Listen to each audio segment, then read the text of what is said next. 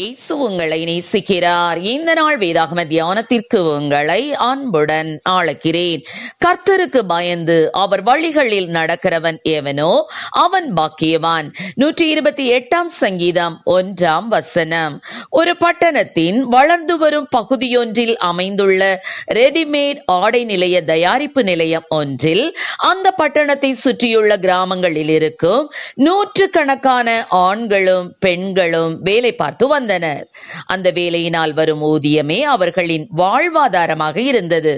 ஒரு நாள் அந்த பட்டணத்தில் உள்ள பெயரும் புகழும் உடைய பெரும் ஐஸ்வர்யவான் ஒருவன் அந்த ரெடிமேட் ஆடை தயாரிப்பு நிலையம் அமைந்துள்ள இடம் அந்த பகுதியின் முக்கியமான பகுதியில் அமைந்திருப்பதைக் கண்டு அந்த ஆடை நிலையத்தின் முதலாளியை சந்தித்து தையல் நிலையம் இயங்கி வரும் நிலத்தை தனக்கு விற்றுவிடும்படியாகவும் அதன் பெருமான மதிப்பிற்கு 10 மடங்கு அதிகமான பணத்தை நான் கொடுக்கிறேன் என்று கூறினார்.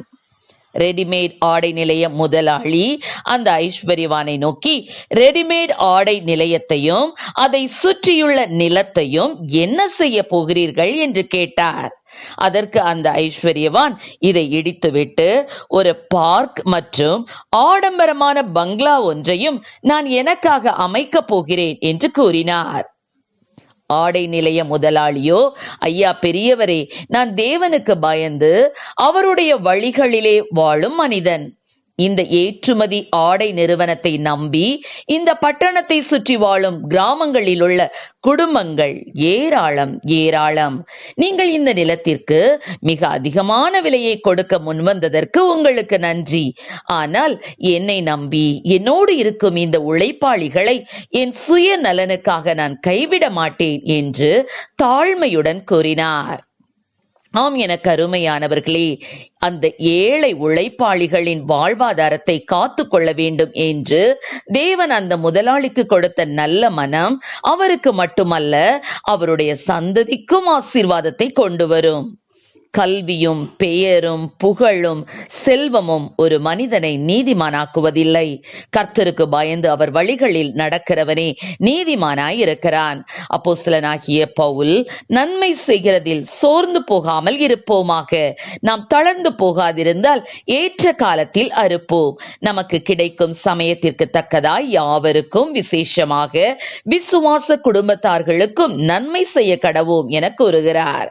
கிறிஸ்தவர்களாகிய நாம் குடும்பத்திலும் சமுதாயத்திலும் வறுமையில் வாடுவோருக்கும் ஏழை எளியவர்களுக்கும் திக்கற்ற பிள்ளைகளுக்கும் இயன்ற உதவிகளை செய்ய வேண்டும்.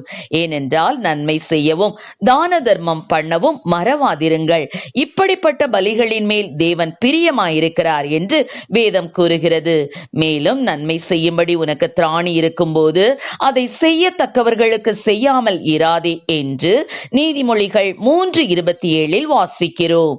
எந்த சூழ்நிலையிலும் எவ்விடத்திலும் கிறிஸ்துவை பிரதிபலிக்கும் வண்ணம் எல்லோருக்கும் நன்மைகளை செய்வோம். தேவன் நம் ஒவ்வொருவரையும் இரட்டிப்பான நன்மைகளினால் நிரப்புவார். கர்த்தர் நம்மை ஆசீர்வதிப்பாராக. ஆமென். ஜெபம். எங்களை அதிகமாக நேசித்து நடத்துகிற எங்கள் அன்பின் பரலோக பிதாவே, அப்பா ஸ்தோத்திரம். ஆண்டவரே, நன்மை செய்கிறதில் சோர்ந்து போகாமல் இருப்போமாக.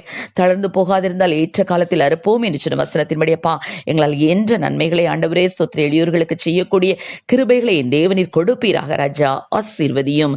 இயேசுவின் நாமத்திலே ஜெபிக்கிறோம் நல்ல பிதாவே. ஆமென்.